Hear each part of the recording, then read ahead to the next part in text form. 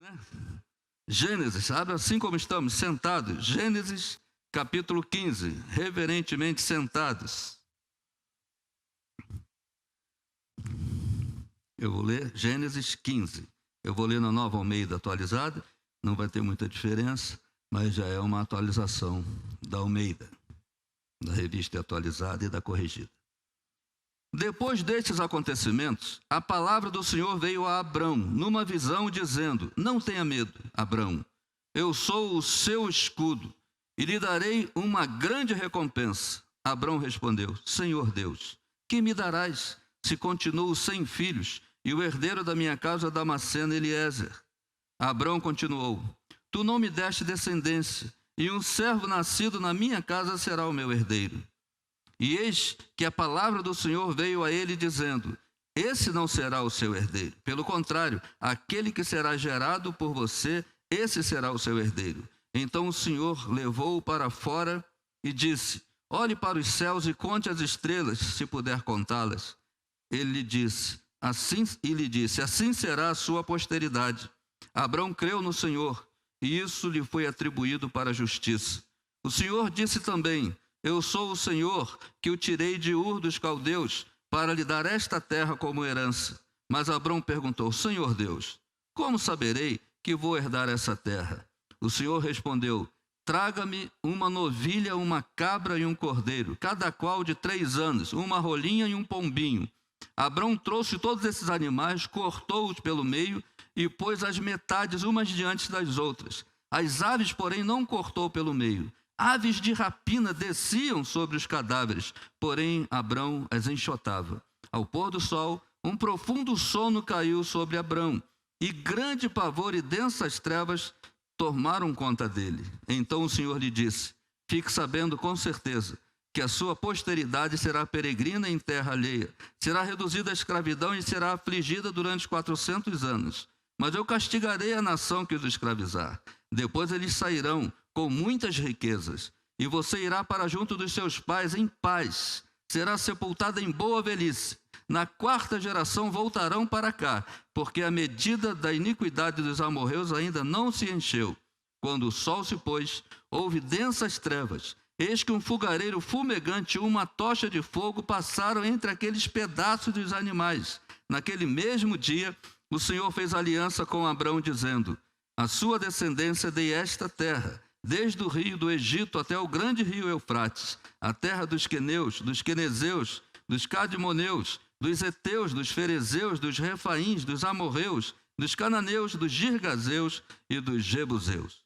Até aqui, que o Senhor nos abençoe com a leitura desse texto tão bonito. Pai querido, mais uma vez lemos a tua palavra, e agora que a abrimos com o fim de explicá-la, pedimos que tu abras o nosso coração e a nossa mente ao mesmo tempo. Enquanto abrirmos o teu livro, abre o nosso entendimento. Dá-nos um momento, Senhor Deus, de compreensão da tua palavra, um momento de culto e devoção. Tire de nós toda a preocupação com aquilo que está fora daqui. Abençoe os irmãos que estão em casa, que a mente fique ligada com a tua palavra. E a nós que estamos aqui, estamos nas tuas mãos. Fale conosco, queremos e precisamos ouvir a tua voz. Em nome de Jesus. Amém. Amém. Abrão, até aqui ainda era Abrão. Lá no capítulo 17, é que Deus diz assim, capítulo 17, verso 4. Quanto a mim, esta é a minha herança com você, a minha aliança com você. Você será pai de muitas nações, e o seu nome não será mais Abrão, e sim Abraão, porque eu o constituí pai de muitas nações. Então aí muda o nome dele para Abraão. Mas ele é um camarada interessante, o Abrão. Fleumático, aquele temperamento que demora a acreditar nas coisas, observador, fala pouco, observa mais, tem uma tendência a ser mais tímido, é o Abrão. Tanto que a palavra, o bordão principal do Abraão é: como saberei? A coisa pode estremecer, falar: Deus está falando contigo. Ele fala: como saberei? Será que é Deus mesmo? Agora, como é que um camarada desse, que tem dificuldade para acreditar, alguma coisa aconteceu com ele, que ele depois é chamado de pai da fé? O próprio Jesus conta a parábola e chama Deus de pai Abraão. Ele virou apelido de Deus, o pai Abraão. Jesus conta a parábola. Ele desenvolve uma fé tão operante e tão marcante que o apóstolo Paulo, em Romanos 4, verso 18, diz assim: Abraão, esperando contra a esperança, creu que aquele que havia prometido era poderoso para cumprir, e isso lhe foi imputado como justiça. O camarada desenvolveu uma fé que esperava contra a esperança. A esperança dizia não, mas a fé diz: vai, Abraão. A fé do Abraão não precisava de esperança, ele sabia para onde estava. Mas o que aconteceu? Até para chamar Abraão, a coisa é complicada, porque Deus dá uma ideia para Terá. Terá é um homem que mora em Ur dos Caldeus, um homem rico, e ele tem 3 filhos, né? Naor, Harã e Abraão. E aí Deus dá uma ideia para o Terá para ele desinstalar e descer com a família. E o Terá falou: vamos, meus filhos. E saiu Terá, Naor, Abraão e Harã com suas esposas e desceram. No meio do caminho, o Terá morre. E logo na frente, o Harã, no deserto de Harã, o Harã morre. Fica Abraão e Naor. Eles falam: ó, cara, o Naor diz assim: o projeto era do papai. Eu não sei nem para onde a gente estava indo. Eu acho que nem ele sabia para onde estava indo. O projeto era dele. Ele morreu, eu vou voltar para casa. Abraão disse: eu também. Aí, capítulo 12, Deus disse: não, Abraão, sai da tua terra e da tua parentela e vá para a terra que eu te mostrarei. O meu negócio era contigo o tempo todo. Mas se eu chamo só você, você não vem. Eu tive que desinstalar todo mundo para você vir junto. Porque o Abraão era difícil de tomar decisão, de acreditar. E Deus falou: era contigo o tempo todo. Tanto que aqui no capítulo 15, Deus se revela a ele dizendo: eu sou o Senhor que te tirei da terra de Ur dos Caldeus e te trouxe para cá para te dar essa terra. Então, o meu negócio era contigo o tempo todo, Abraão. Deus tem essa modalidade. Deus tem essa estratégia. O negócio de Deus é com você, mas ele move um monte de coisa, uma santa conspiração. Às vezes você nem desenvolveu fé suficiente e você não sabe todas as coisas. Você está orando por um motivo aqui e alguma coisa que estava acontecendo lá longe, fora o teu conhecimento, é resolvida. Ontem recebi uma história linda, conversando com o meu irmão Luciano, e toda a história, coisa bonita, até a precisão cronológica dos eventos. Você está orando aqui por uma coisa e Deus estava operando em outra situação lá. Eu tenho visto isso por onde eu ando. Esse Deus que move. Ontem eu falei, eu acho que foi ontem, eu falei, o povo estava na Babilônia. Aí Ageu e Zacarias foram parar entre os camponeses. Ezequiel nas margens do rio Quedar. Esther foi parar na Pérsia. Daniel na corte, Neemias na cozinha. Nenhum conhecia o outro, a não ser Ageu e Zacarias. Nenhum conhecia o outro. Mas quando Deus encaixou cada um no quebra-cabeça dele, quando Deus encaixou cada peça e montou o quebra-cabeça, o Império Babilônico caiu. O plano de Deus é assim: você é uma peça, deixa ele te encaixar. Quando Deus te encaixar no teu lugar, aquilo que te oprime vai cair, vai desabar, em nome de Jesus. E Deus chama o Abraão. O pai morre, o irmão morre, e Harã deixa um filho, Ló, e Abraão fala: quer vir comigo? Eu vou te adotar, vou te assumir. O Ló falou: poxa, vou para ti. E o Ló vem. E o Ló é o filho do Abraão ali, o sobrinho que ele vai cuidando. E o Abraão tem um sonho de ter um filho. E ele pede a Deus, e Deus fala: vou te dar o filho. O Abraão vai acampando, ele não está sabendo para onde está indo, é para uma terra prometida, mas não tem um GPS, não tem um mapa, ele só vai saber quando chegar lá e Deus disser: chegou. Enquanto isso, ele vai descendo em direção ao Negueb, ele vai descendo, vai para o sul, vai caminhando e vai enriquecendo.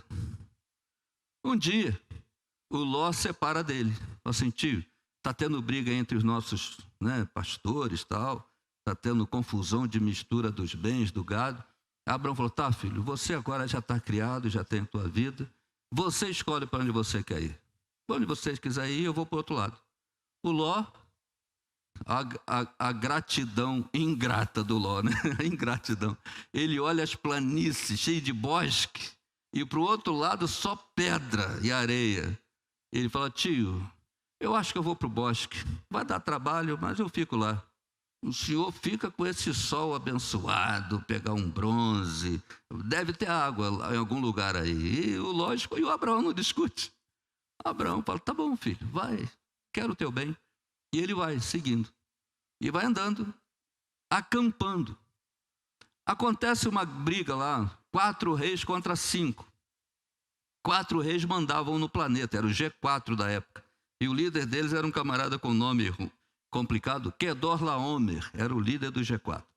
Porque os 5 reis pagavam imposto para o G4. E eles disseram: vem cá, nós somos 5, eles são 4, por que nós pagamos para eles? Eles é que têm que pagar para nós, e isso vai acabar hoje. E aí os 4 reis estão guerreando com os 5. E entre os 5 está o rei de Sodoma, o rei de Gomorra e uns lugares menores. O Abraão vai passar por ali. O Abraão sabe que o exército de lá, precisando comprar armas, né, se capitalizar, sequestrou o Ló, deixou o Ló trancado, deixou ele num cativeiro, sequestrou os bens para transformar e comprar armas, alugar soldados, essas coisas da guerra.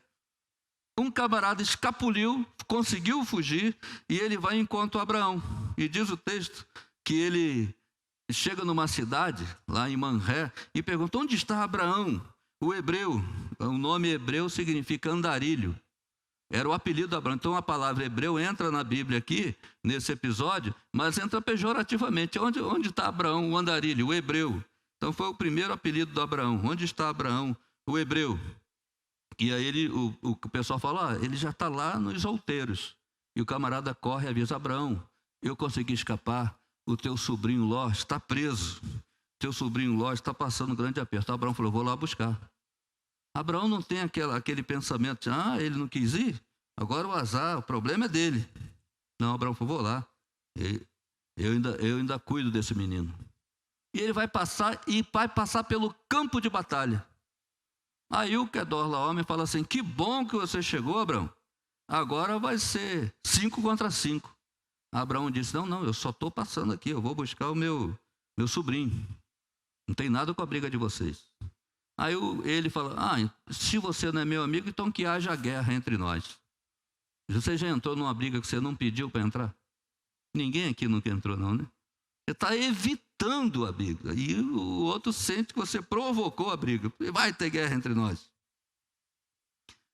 E aí o Abraão: eu estou indo embora. Quando ele se adianta, os 5 de lá dizem o seguinte: Abraão se aliou com ele, está vindo contra nós. Abraão deve ter dito, né? Quanto mais eu rezo, mais assombração me aparece. Aí juntaram os 9 e vieram contra Abraão. Ele só queria passar para buscar o sobrinho. Ele teve que lutar. 418 soldados, lutou e não deu outra. Ele derrubou os 9 reis. O rei de Sodoma vem correndo e fala assim: pelo amor de Deus, não acaba de matar meus soldados, não. Deixa eu levar pelo menos os feridos com vida. Abraão falou: rapaz, eu nunca quis entrar nessa briga. Não me interessa a vida de ninguém. Leve seus soldados. Só tem uma coisa: os meus garotos aí que brigaram, agora tudo que tiver no chão de ouro é deles. Leva os feridos, mas deixa o ouro aí, porque esse pessoal precisa agora receber um pagamento dessa briga que ninguém pediu. E o Abraão volta, busca o Ló, todo mundo fica mais rico do que entrou. As batalhas são assim, né? A gente sai melhor do que entrou, porque Deus está cuidando da gente. Fique tranquilo, você não foi esquecido. Deus está cuidando de tudo. Se Ele não te conta, é para não criar ansiedade, porque Ele está cuidando de todo o plano. Não tem nada que escapa do plano de Deus. Estava dando até uma entrevista numa rádio, foi um bate-papo, e um amigo meu de uma outra denominação, muito gaiato, brincalhão, ele falou: por que vocês presbiterianos evangelizam? Porque já está todo mundo predestinado? Vou evangelizar para quê? Eu falei: olha, e era ao vivo, não tinha muita saída. Eu falei: rapaz, tem a história de um camarada que foi criado num colégio interno. Quando ele fez 18 anos, a direção disse, olha, agora você tem uma carta de apresentação, o seu primeiro emprego, você tem que ir embora, tem que deixar a instituição. Ele foi. Seguindo a vida dele, deu vontade de conhecer a história. De onde eu vim? Quem são meus pais? Ele conseguiu descobrir a cidade que ele foi registrado. Aí vai no cartório. Outra surpresa. O pai registrou outros filhos. E então ele tinha irmãos também. Aí veio uma coisa, ele falou, poxa, eu queria conhecer meus irmãos, encontrá-los. Como é que eu vou fazer? Vai na rua perguntar, você é meu irmão? Você é meu irmão? Você é meu... Não. Ele pensou como é que o pai era. Pesquisou as características do pai. Como ele era palestrante, em todas as palestras ele falava do pai dele. Aqui e ali alguém falava, ei, meu pai também era isso. Seu pai é fulano de... Então você é meu irmão. Dando palestras, falando do pai, ele encontrando os irmãos. Presbiteriano evangeliza para encontrar os irmãos, os outros filhos. A gente fala do pai, aqui e ali alguém fala, opa, eu também sou filho. Aí a consciência vem.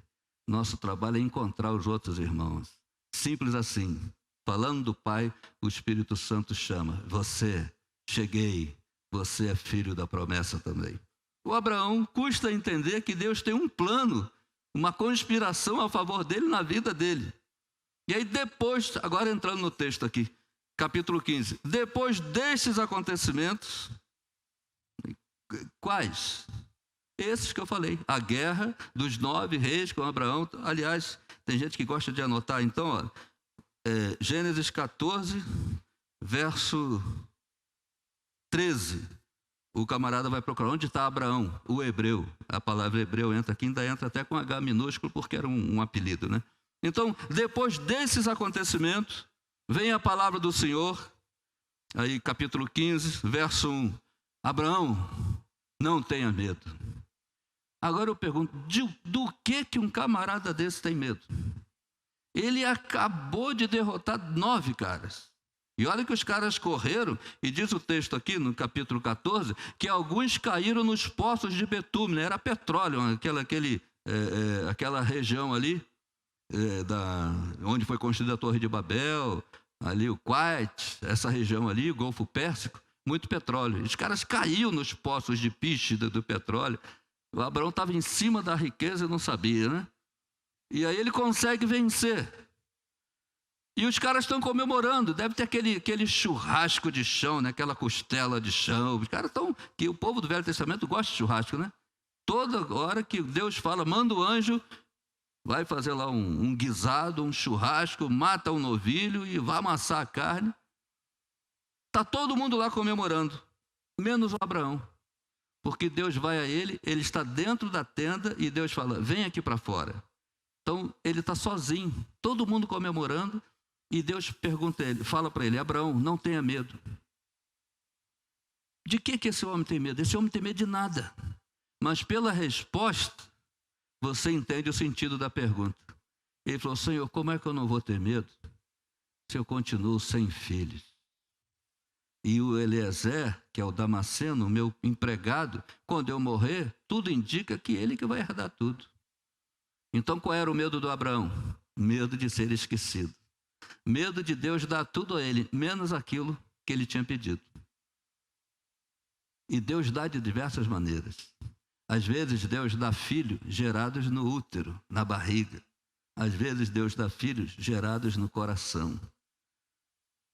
Tem a adoção, é o caminho que Deus fez. Nós somos filhos adotivos, né? Paulo diz que nós fomos filhos pela adoção. Então, às vezes, Deus resolve fazer entre os humanos o caminho dele, gerando pais que cumprem a adoção. E aí o filho vem, nascem, são gerados no coração. O Abraão diz, Senhor, o que eu mais pedi, tu não me deste. Me deste todas as outras coisas, mas eu já estou velho. Já estou idoso e minha esposa não tem condição de ter filho. Aí Deus falou assim, rapaz, você está falando com quem? Vem aqui fora, vem aqui para fora, olhe para os céus, versículo 5, e conte as estrelas se você pode. Quando eu era criança eu tentei contar as estrelas, mas depois, na 20ª, você não sabe se já contou aquela, se está contando de novo. Aí minha avó falou que se contasse estrela dava verruga no dedo, eu parei a missão de contar estrelas. E Deus falou, quantas estrelas se é que você pode? Abraão deve ter tentado, né? Ele falou, não dá. Deus falou, assim vai ser tua descendência. Imagine falando para um homem idoso, com a esposa estéril, e ele vai ser pai de uma grande nação, de muitas nações, assim vão ser teus filhos. O Abraão responde o quê? Como saberei? É o bordão preferido do Abraão, bom fleumático. Depois de vencer 9 reis, um estardalhaço, recolheu ouro pelo chão, churrasco, música, dança. Ele vai sozinho para a tenda. Tem mais ninguém, todo mundo tem medo do Abraão. A fama do Abraão correu, ninguém queria mais brigar com Abraão. Aquela lista de nações aqui fugiram antes de Abraão chegar. Essa lista aqui dos últimos versículos que nós lemos, eles fugiram, Abraão não lutou com ninguém, eles fugiram antes, a fama chegou primeiro. O Abraão está vindo aqui, gente, arruma tudo, vamos embora. Quando Abraão chegou, estava vazio. De que esse homem tem medo? Tem medo de Deus esquecer aquela oração que ele fez. Senhor, será que o Senhor não está tão ocupado que esqueceu aquele pedido? Será que aquele pedido veio no arquivo e ainda está aí? Não caducou? Aí Deus fala, vem cá, Abraão, conta as estrelas. E o verso 7 do capítulo 15 diz assim, vou te dizer mais, Abraão. Disse também Deus, verso 7, eu sou o Senhor que te tirei de Ur dos Caldeus para lhe dar esta terra como herança. Deus falou assim, olha, tanto eu não esqueci que meu negócio era contigo o tempo todo.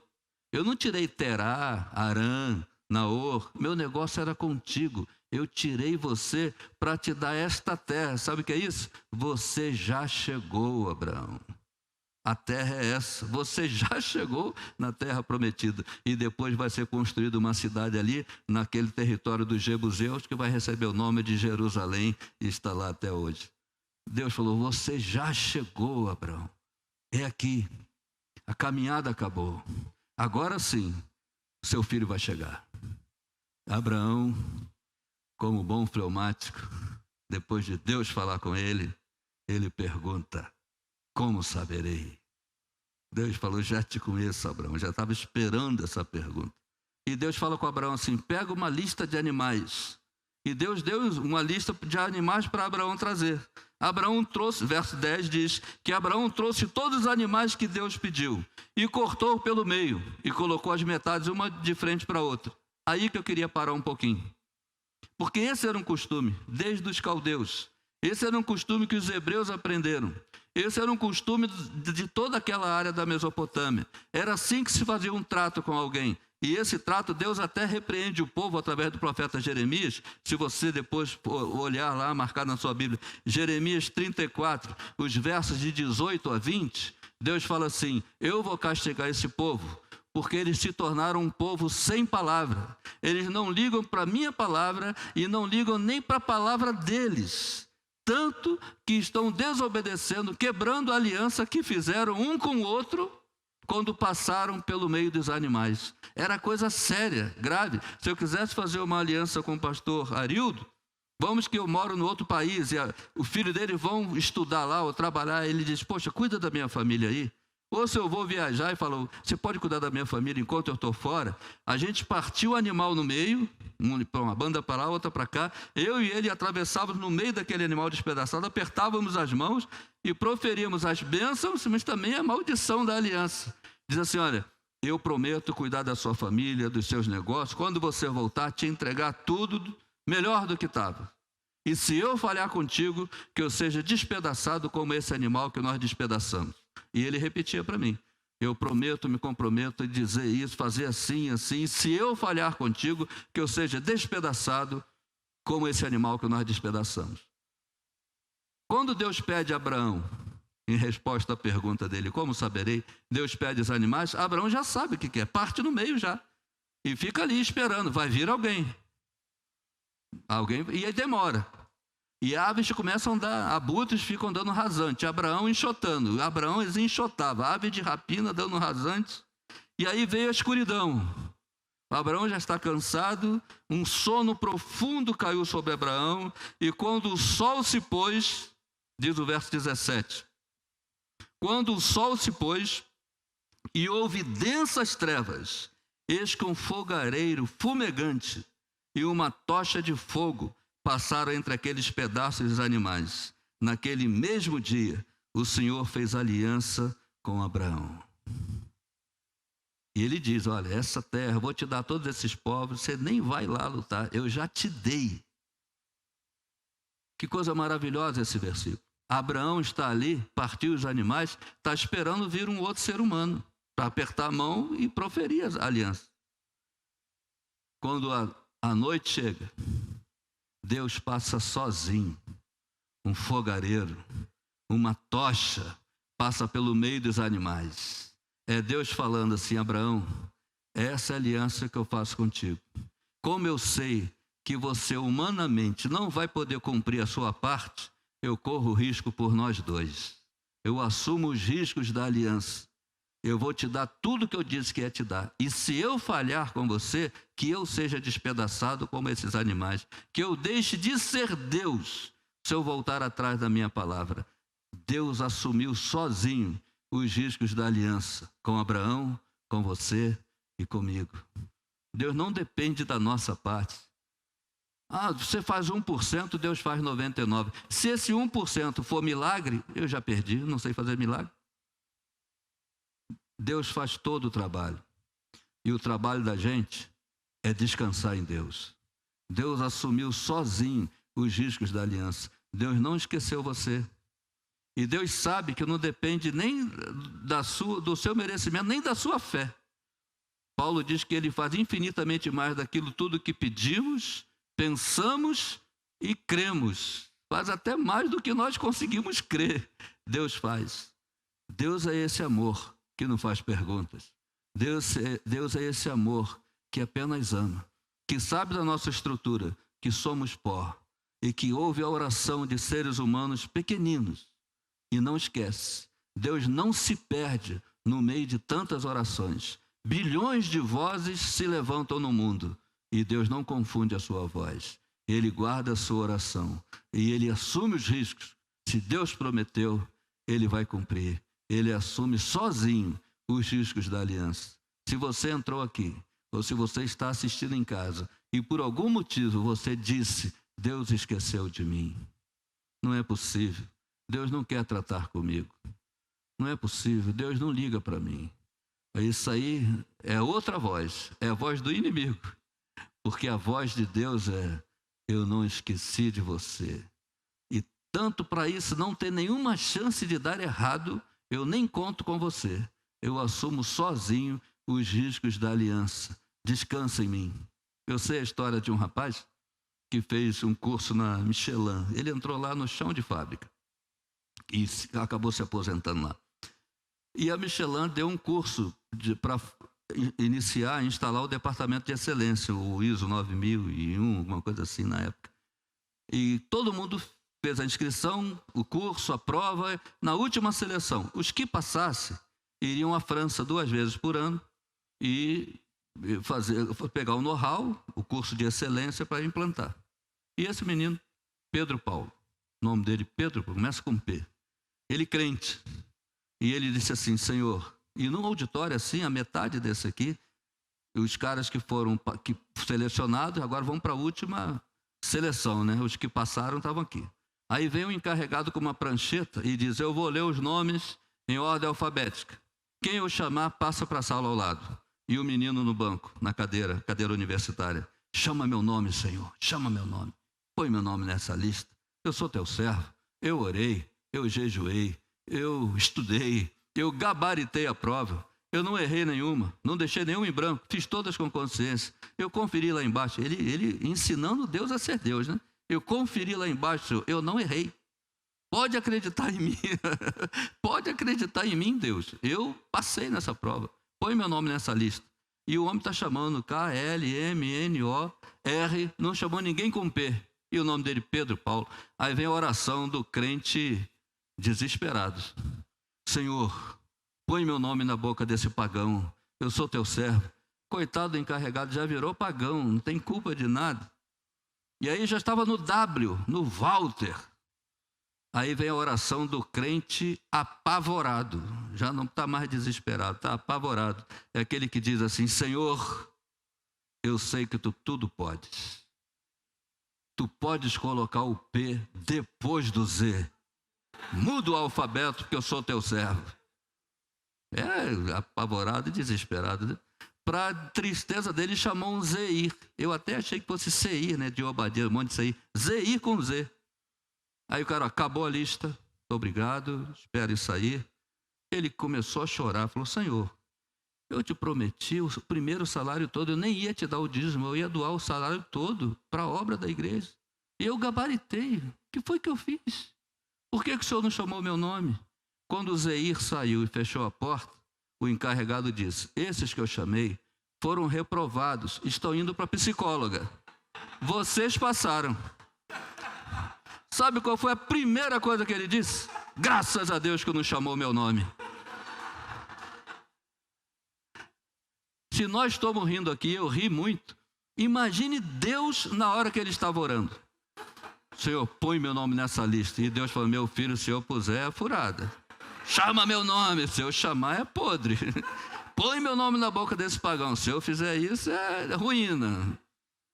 Sabe o que eu aprendo com isso? A gente aprende que até o não de Deus é o nosso melhor sim. Deus é que sabe em que lista o nosso nome tem que estar. A gente não sabe. Deus é que sabe. Se Deus disse não à sua oração, esse é o teu melhor sim. Ele sabe o que ele tem para você. Ele sabe que no fim vai acabar tudo bem, porque quem escreve a história é ele. Paulo descobriu isso, o apóstolo Paulo. O apóstolo Paulo, ele não ia caber na teologia da prosperidade, porque eu aprendi a viver tendo tudo, não tendo nada, livre, perseguido, preso, chicoteado. Então, a teologia da prosperidade não ia funcionar para o Paulo. Mas ele descobre uma coisa. Ele diz assim, todas as coisas cooperam para o bem daqueles que amam a Deus, daqueles que são chamados segundo o seu propósito. Paulo não diz assim, a maioria das coisas cooperam para o bem. Paulo não disse, algumas sim, outras não. Paulo não disse, tem coisas que cooperam para o bem. Paulo disse, todas as coisas. Até aquilo que eu chamo de azar vai cooperar para o bem. No fim vai dar certo.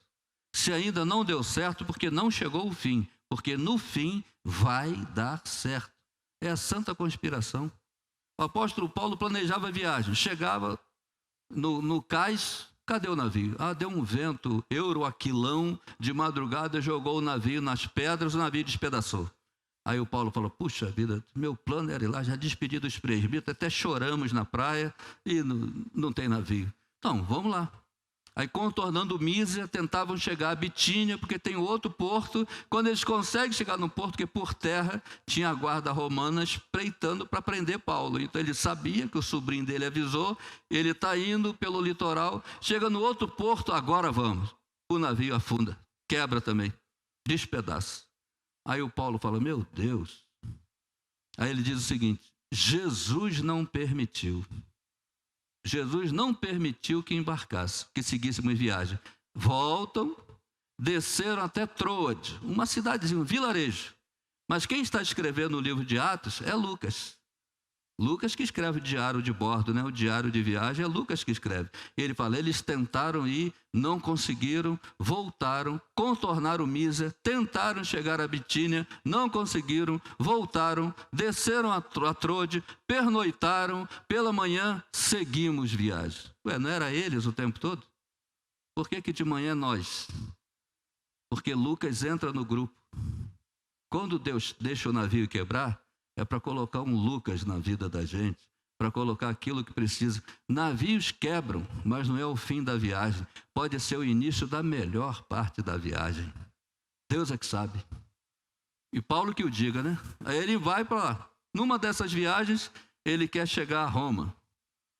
E aí não tem jeito. Levantam a oferta. O Ágabo, profeta, diz assim, pega o cinto emprestado, se amarra e diz, assim farão ao dono desse cinto quando chegar em Roma. Os presbíteros disseram, Paulo, não vai não, olha aí.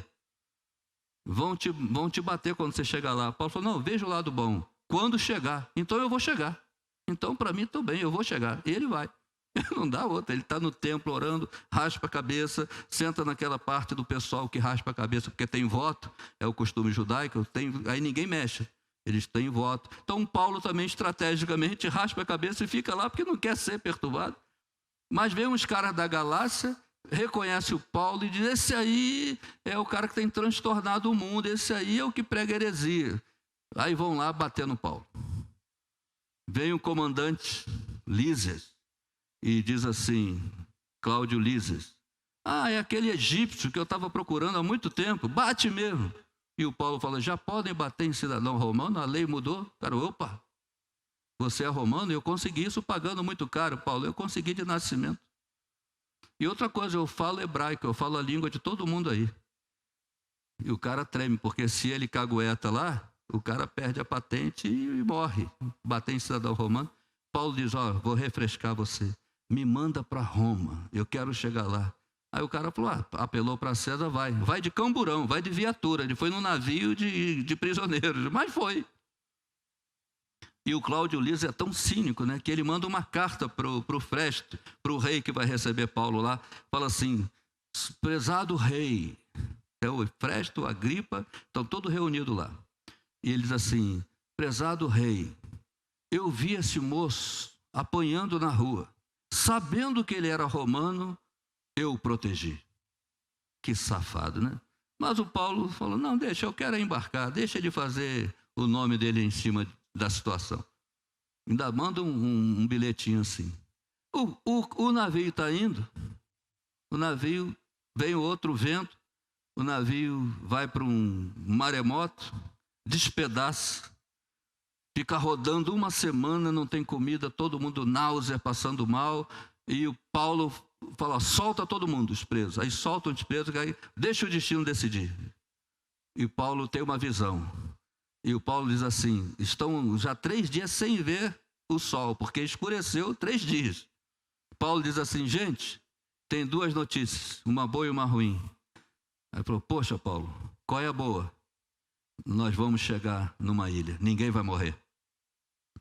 Qual é a ruim? O navio vai quebrar, vai ter naufrágio. E eles chegam na ilha, e lá naquela ilha que eles chegam, tem lá o dono da ilha, Públio, e o pai dele está doente.